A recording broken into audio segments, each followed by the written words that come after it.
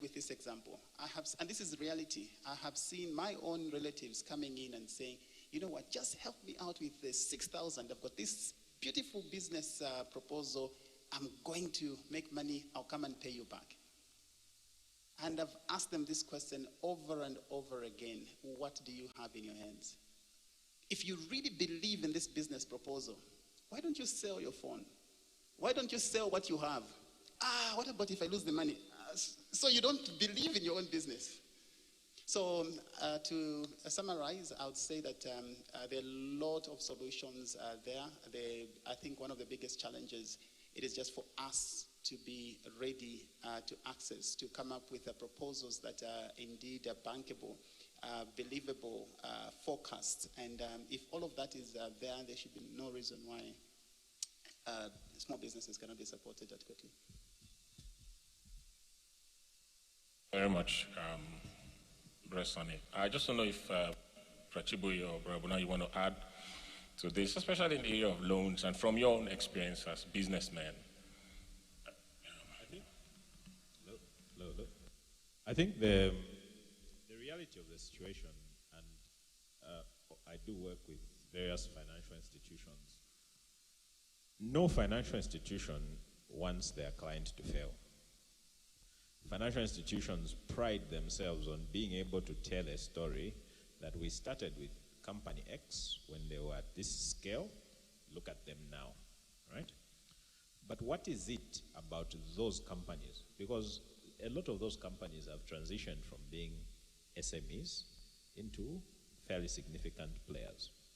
What is it, right? It's what Sunny talked about. You know, they believe in their plan, bankable. They've got the structures, the systems. No matter where you go, you need a set of financial statements. You know, it's actually about basics, right? The very, very basics and getting them right. Then maybe on a bit of a tangent, you find a lot of the, especially development finance that's available, either through donors or some of these grant type organization. Even if it comes to you as a loan, you come and find there's a component which is a grant to you as technical assistance. So by virtue of accessing money, for example, from a USAID, you find a percentage of that is actually to help you get better. But when you get that, what do you do with it? And unfortunately, there have been some who've been very successful and others who have not, because you then lose the plot along the way. So I think the fundamental problem we have is that I think our whole system is not wired to churn out entrepreneurs, but that's something that needs to be fixed over a long term, right? It's not something that has a short-term fix. In the short term, what's there? What is within your control, you deal with it. You need the support, the financial institutions provide it, development financial institutions provide it. It's the bit I mentioned about getting help. There is help that can be available.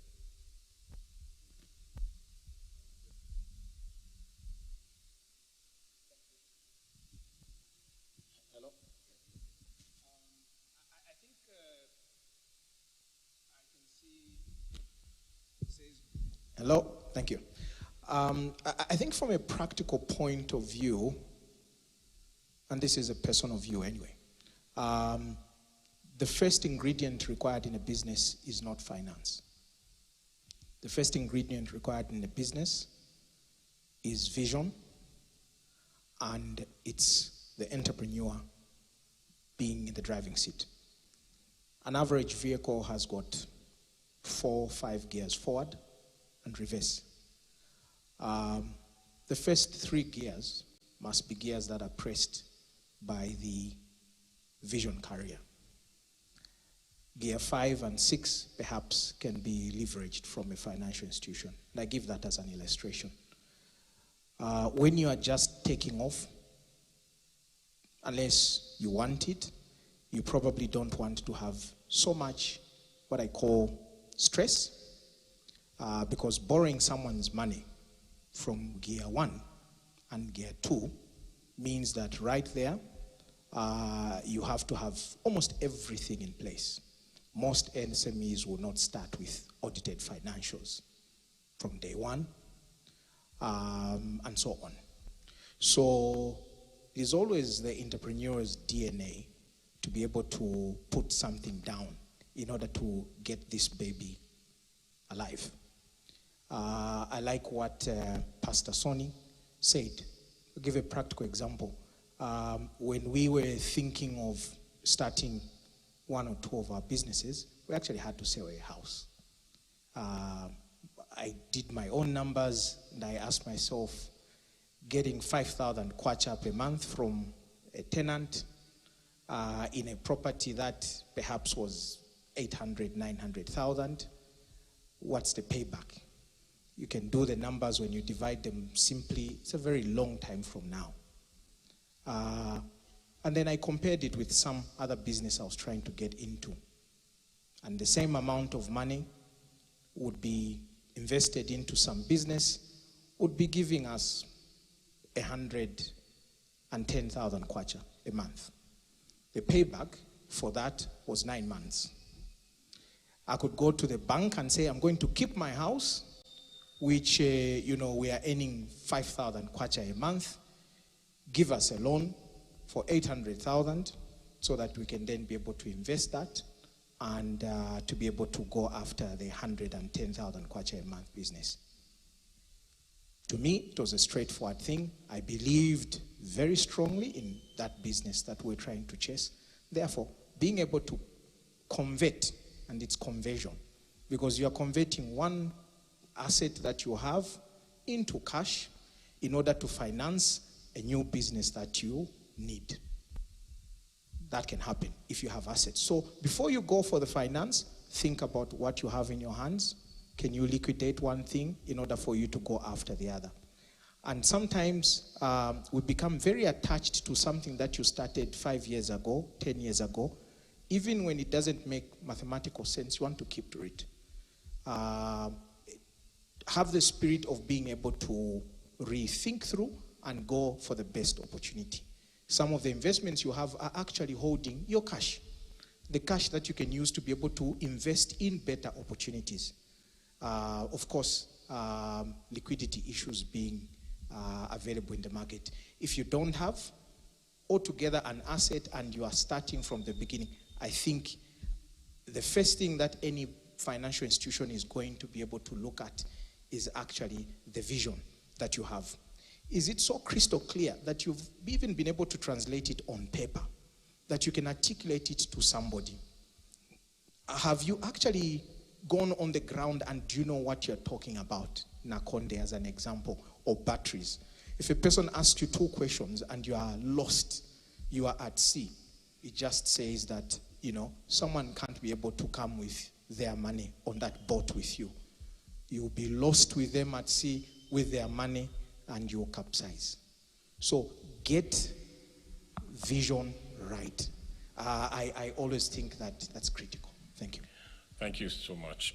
So that's very clear.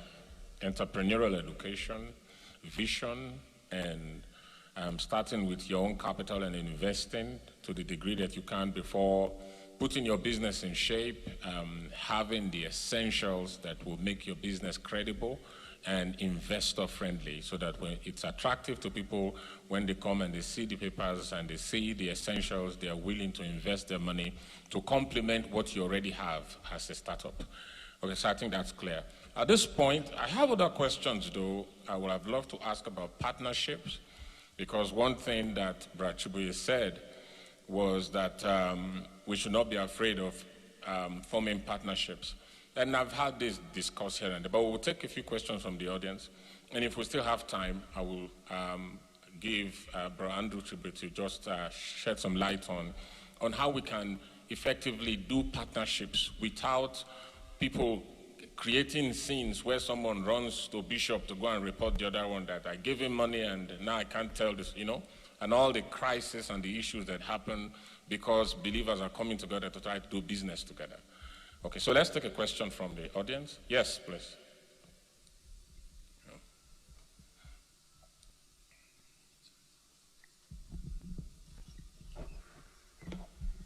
Good afternoon, gentlemen. Thank you so much for your time. And my name is Mangani Mwale. I'm a professional. I'm an accountant. And I have 2 questions. we're talking about repositioning ourselves to be able to take the land.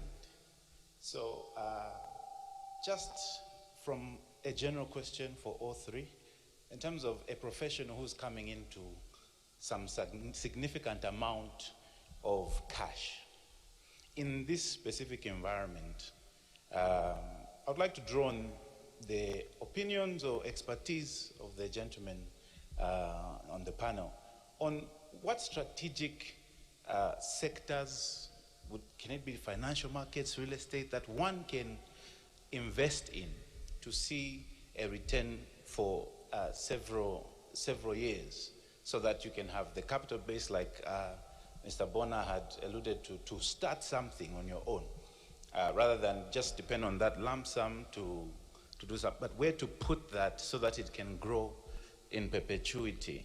I would just like to ask for that. And then secondly, I wanted to know what financial instruments are there in the Zambian economy in terms of the financial markets where one can invest money there, which places are the opportunities. Help us see what we can do in that space. So to anybody who can tackle these two questions, I would really appreciate. Thank you so much. Thanks. So your first question is on financial advice, right? You looking for guidance on how to invest lump sum resources, right, for long-term returns, okay? All right.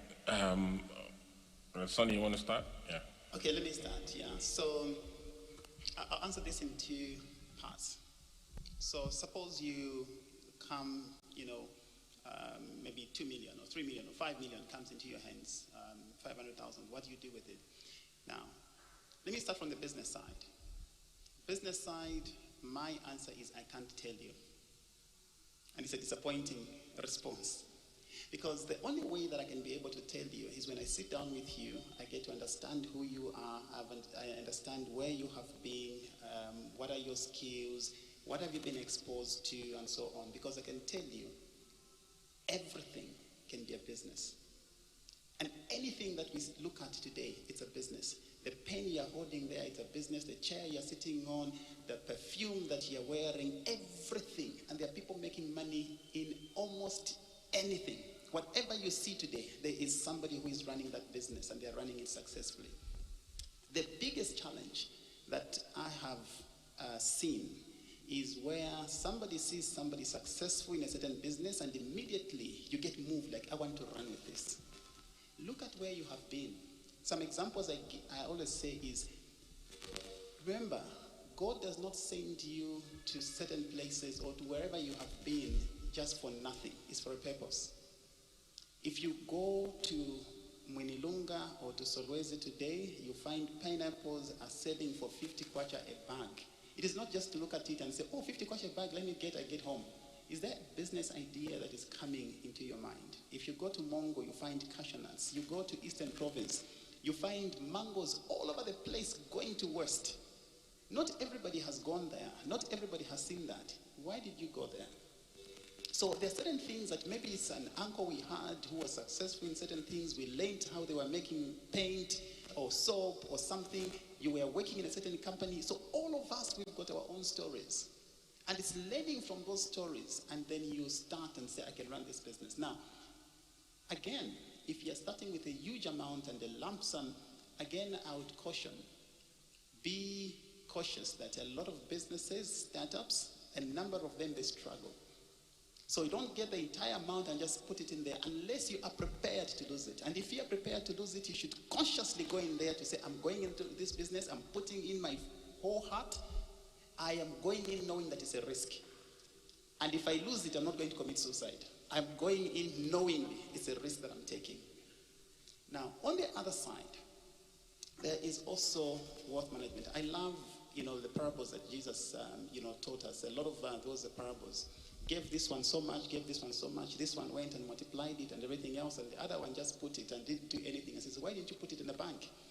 Because if you do not know and you cannot be able to run the business yourself, there are people who can be able to do that for you. And that may answer even the second question. Now, when it comes to wealth management today, the biggest challenge Doc, and panel is that a lot of people, number one priority that we are thinking of is the house.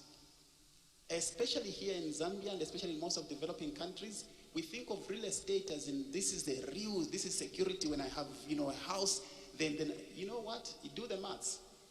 Do the maths. You buy a house for 3.5 million. How much rent are you going to put it at? Multiply that, 10 years, you'll not get your money back. 20 years, you'll not get your money back. You will not. Not that real estate is a bad investment. It's an asset class that is still encouraged. But think about all the different asset classes. Keep some money in cash. Keep some money in real estate. Keep some money in funds, in bonds. And sometimes bonds in Zambia at one point were paying 35%. People were coming from outside the country, coming to invest in our market here, doing nothing, and this money is just multiplying like that. And it is doable. Think about commodities. Commodities, people are investing in gold. They're investing in various commodities. They are watching the price today and say, what's the price of gold? They will know what it is because they've put their money there. They haven't touched the gold in their hands, but they have gold. They own it. And this is not far. I'm talking about here. Very doable. Cryptocurrency has come in. It has got its own risks, and it's not something that we should just close our eyes and avoid it completely. You need to know what are stable coins, what can we go in, what can we not go in, what is my risk appetite. So there are a lot of all of these different options, and some of them require a wealth management advisor just to help us, and sometimes also to have some diversification as well.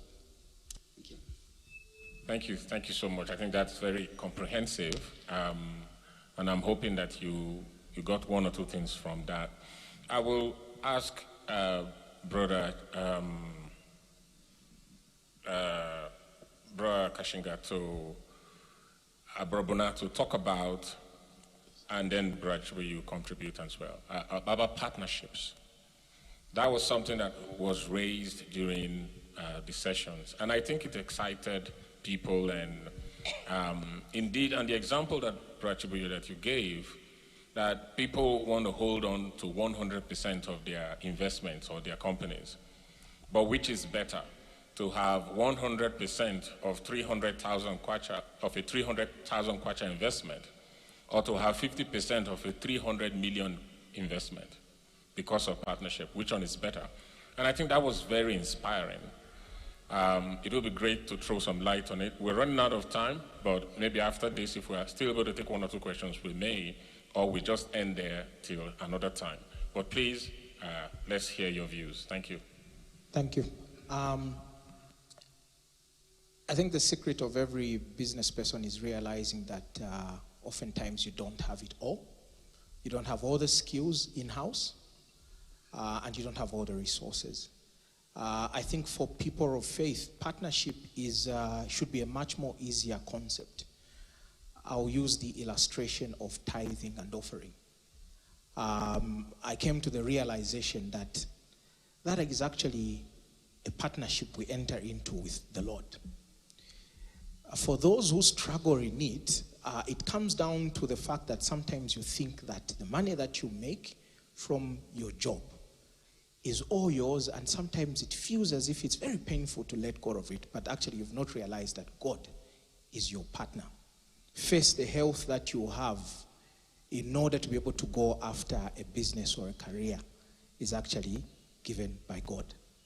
So it comes much more easier when you realize that actually letting go is never losing.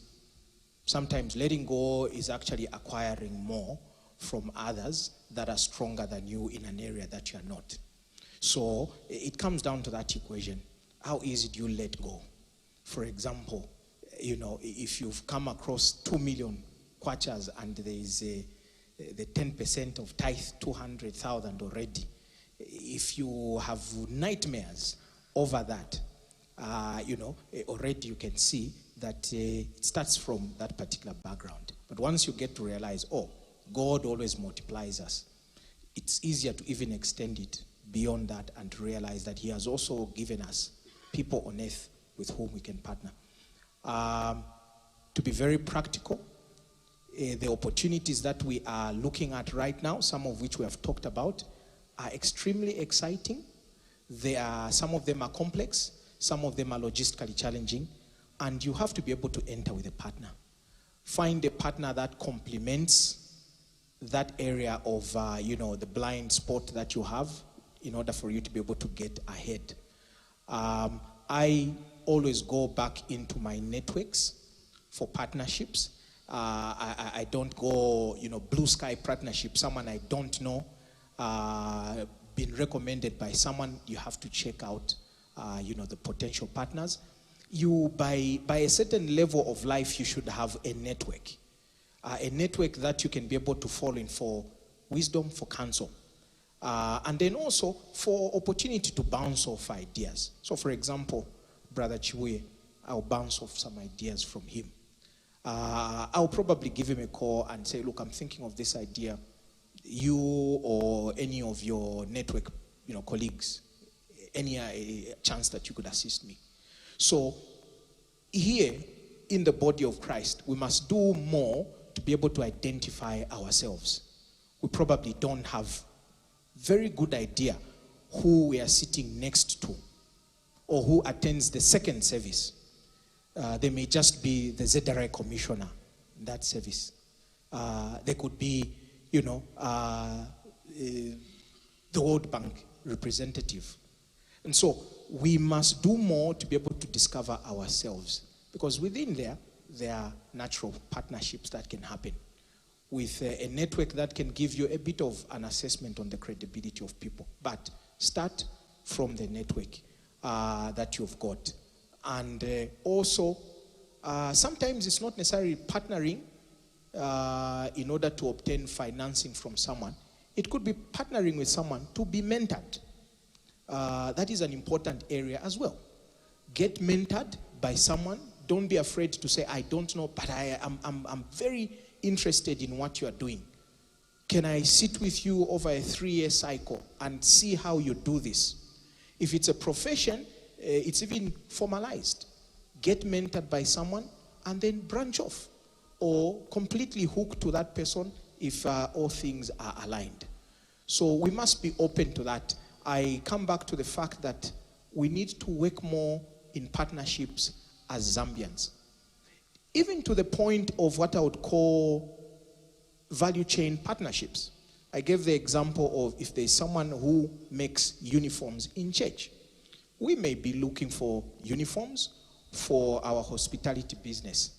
That is a partnership. If I can reliably be getting them from you at the quality that I want, I become dependent on you, and you must honor that dependency. One, by supplying on time, to quality, and to the promise. I will also promise to be able to pay you when you have delivered. That partnership must be as solid as a bankable, instrument.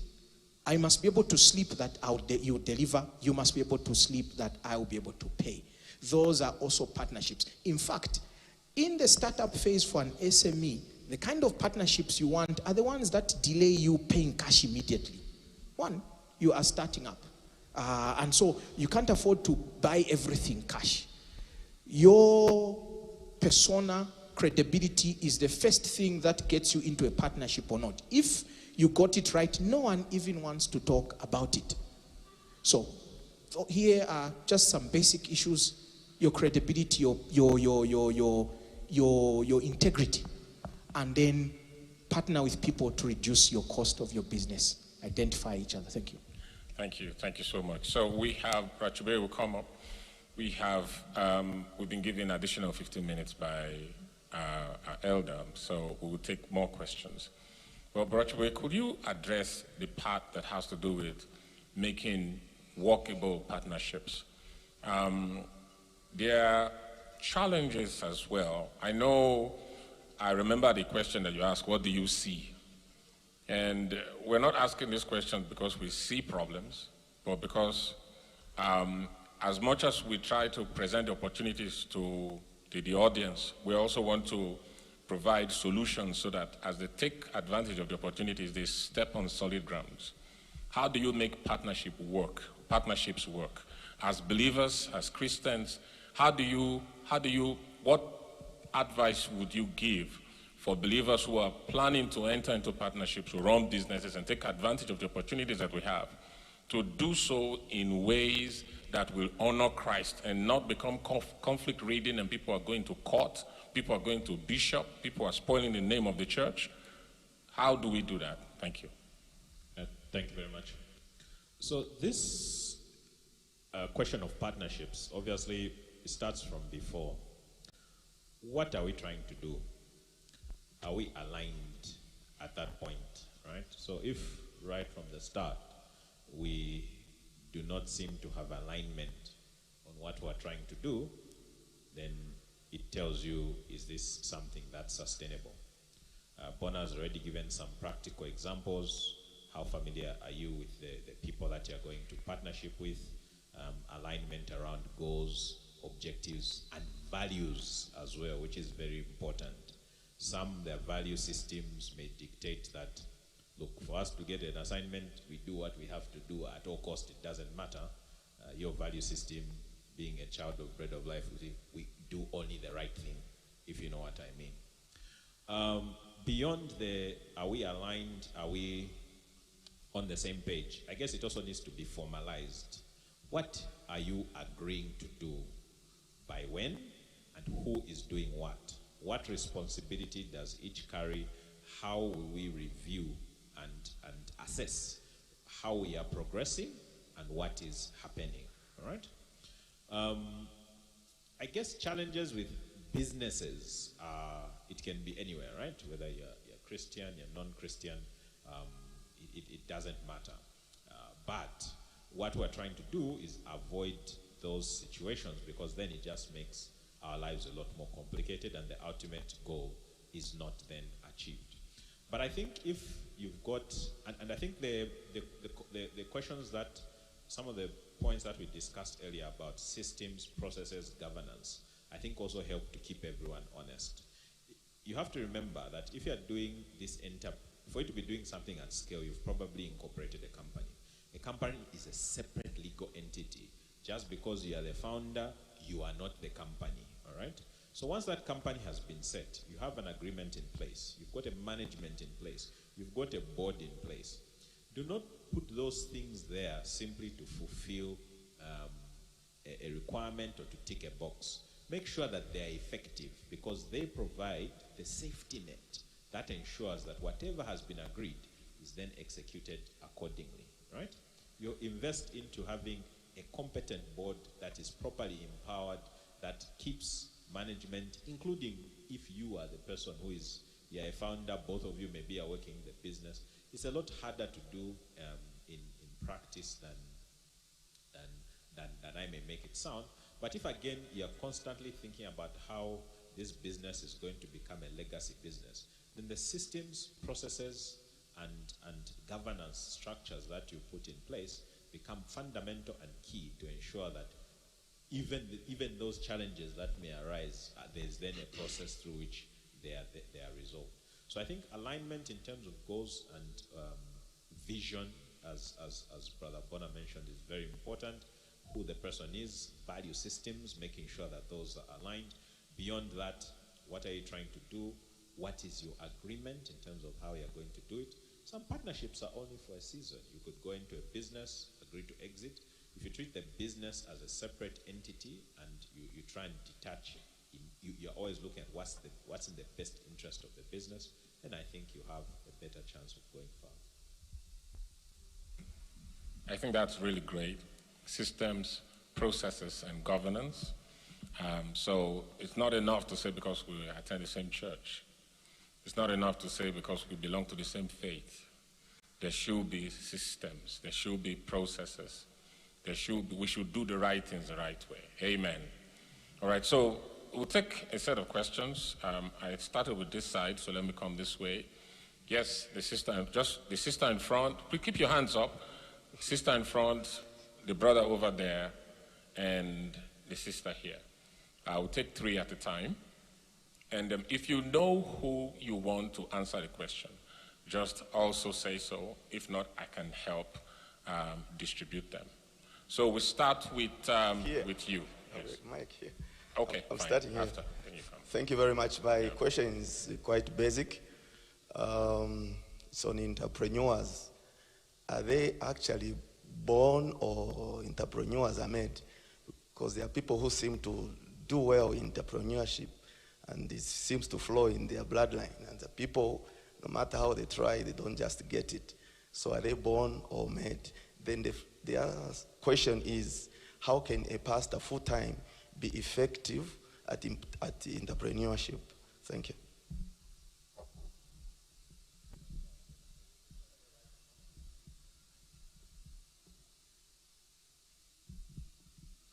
Thank you.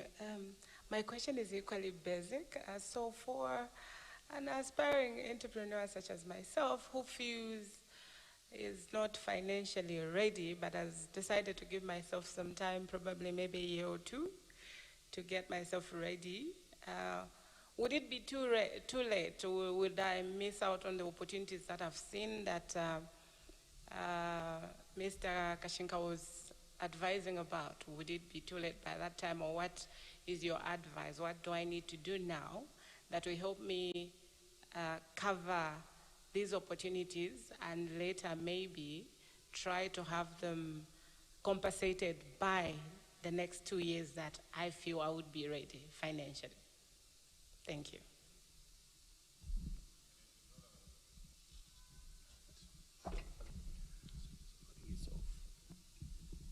All right. Good evening, leaders of industry. Good evening, church. So I will introduce myself before I ask my question, because I feel it will give some level of detail to the answer that I'm seeking right now. So my name's Aniza Chukuse. I am a founder. I serve as a founder and creative director of a startup creative agency. So what we do is we focus on visual brand design, we do brand strategy, and we also do print. So I've come to learn in my few years of being an entrepreneur that the biggest challenge I have faced is not finding money or anything like that. The biggest challenge is making decisions and making very critical decisions. So my question is, what systems have you set in place? What structures have you set in place that help you make well-informed, healthy, critical decisions? Thank you.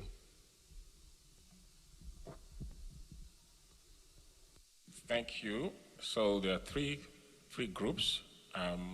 We'll distribute them. And I'll give the first one to Brother Chibuye. Are entrepreneurs made or born? I think it's a bit of both. So, and I'll give myself as an example. You find yourself in different organizations, right?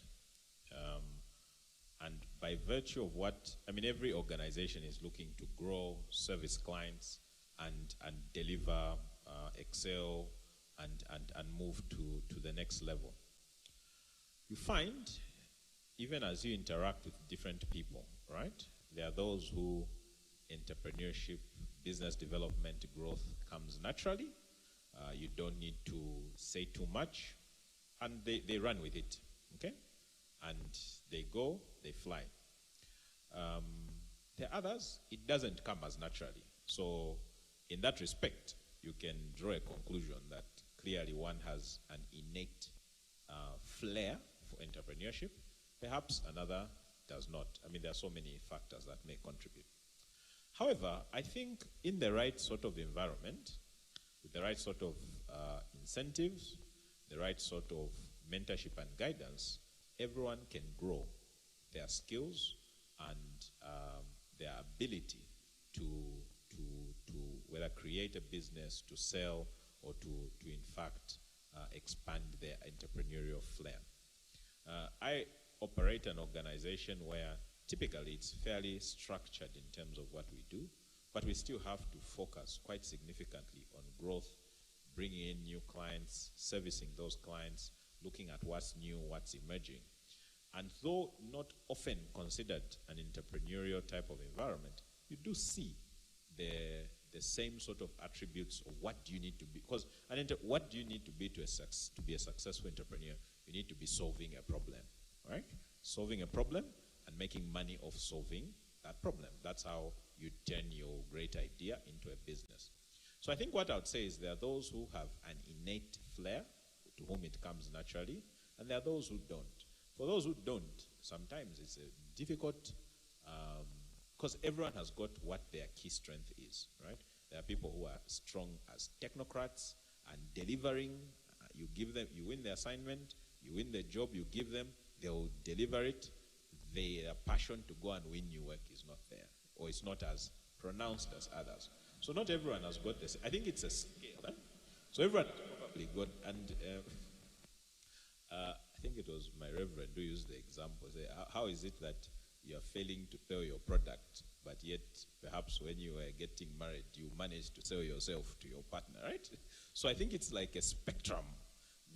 All of us fall on a different point in a range. Some are more gifted than others, but I think with help, intervention, mentorship, that's scale. Thank you. So I have 3 minutes for 2 questions, and then we'll be closing this session. The next question goes to Brother Sonny, Pastor Sonny, who happens to be a pastor. And the question says, how can a full-time pastor be effective in entrepreneurship? I feel that it's appropriate for you because you combine both roles. Thank you. Fantastic. So interesting when you look at entrepreneurship. Sometimes even if I ask in this room to say what is entrepreneurship, I can guarantee you I'll receive a lot of different answers. Okay, so one of the things that we need to appreciate that when it comes to entrepreneurship, right from the beginning, we should be very clear in our minds in terms of what kind of an entrepreneur are we. There are certain entrepreneurs that just start businesses and they sell them. Others just grow up to a certain level and that's it. Others just get the opportunity and they get somebody else to be able to finish it up. I can tell you there was somebody his business was very simple. He would just send people when they're selling houses. Houses were on demand. And this is, at the time when I was in the UAE and I was talking to this gentleman, what he would do is he would get 2-3 people, houses are being sold, he would just send them to say, go and line up. And they were selling. In less than 2 hours, 2,000 houses are gone.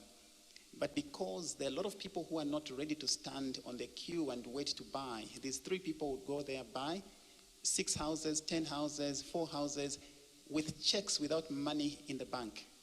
But they have paid. 4 or 5 hours later, all the houses have been sold with a markup. And the guy is in the office, is doing his own stuff, but this business is running on this other side. So if you are doing anything, not only as a pastor, but even as an employee, I'm an entrepreneur myself, I'm a pastor myself, I'm working for Standard Chartered, I'm doing so many things. It is what kind of business can you effectively run given your situation? There are certain businesses which require you to be there all the time. You cannot do it when you have other commitments. I have tried it myself. I've gone into the bus business. I was going Zambia, Tanzania. I stopped because I could not manage. I needed to be at Intercity. I needed to be talking to conductors. I needed to be talking to drivers. I needed to be there when they're coming, and it couldn't work. So find a business. And there's so many businesses, like I said, so many. The one that I'm doing now in aviation fuel, I can be here, I can be outside of the country, but I've put systems in place that business is still able to run. So it is very possible. We'll repeat, not only as a pastor, but even as an employee, you can run even more than 2 or 3 businesses, but it is the kind of businesses that you're running. Thank you. Thank you so much. The last one is, it goes to Brother Bona, and it's on whether time is a factor in cashing in on the current opportunities. Say, if a person wants to delay for 2 years before responding to the opportunities, will that be too late? Yes. Thank you very much. It's a yes and no answer. Yes, because every opportunity has got its expiry date. It's just as simple as that. That's why the Bible in Ecclesiastes talks about, time and chance happens to them all. Some exploit their opportunities, within the times that they are available. But if finance is an issue now, you must make sure that you are investing in the other forms of capital that there is. And here, hopefully, one is not limited to be able to invest in their entrepreneurial capital. Entrepreneurial capital includes you being able to have the skills and the network that will enable you, if need be, to be able to catch up. So, for example, if you are doing something very deliberate, for you to be able to participate, let's assume, in carbon trading, and you don't have the money to set shop for a consultancy to go full-time, you must be investing in that. Hopefully the day job that you are doing gives you an opportunity to actually be growing that capital, such that, one, people start to associate you with the ability to consult in that particular field. And when the time comes, sometimes it just aligns itself. People tell you, why don't you quote me? And these problems become numerous. 3, 4, 5 people keep asking you, can you do this job for me? Can you do this job? So if finance is a problem now, and it will be a problem for a 2-year period, make sure that you are investing in the other forms of capital and you are growing it from that particular angle. Because it is still possible that if you started 2 years, you would have started at level 1. But because you've invested in your intellectual entrepreneurial capital, you can start at level 3. Having lost 2 years, you are not necessarily worse off. But if it's an opportunity that closes within a specified time, and I gave examples, timber concessioning, there was a specific period within which Ministry of Green Environment advertised in the newspaper for people who wanted to be able to get timber concession licenses for this year, and I think they ran for probably 3 years. It opened in April. They announced those who were awarded the concessions in August. It may be closed for the next number of years. That opportunity, you have to get ready for it when it comes. Hopefully, you would have done things that will make you start at a higher level when you do get into it. Buy wood, equipment. You can actually still buy timber from someone who is having a concession and actually still go into that industry. Even makes it much more easier for you to convince the Ministry of Green Economy in 2024, when they open up the next cycle, to be able to say, I actually have a wood, industry-based business, and I have my financials and everything else. You will be able to catch up. So yes, there are opportunities when you can be able to catch up for some things, but there are also some things that completely would have evolved and run away from you. Thank you. Thank you so much. Thank you. Please put your hands together for our panelists. We have come to the end of this session, and I'm grateful to Elder Steve for giving us additional time to be able to take some more questions. Please write down your questions.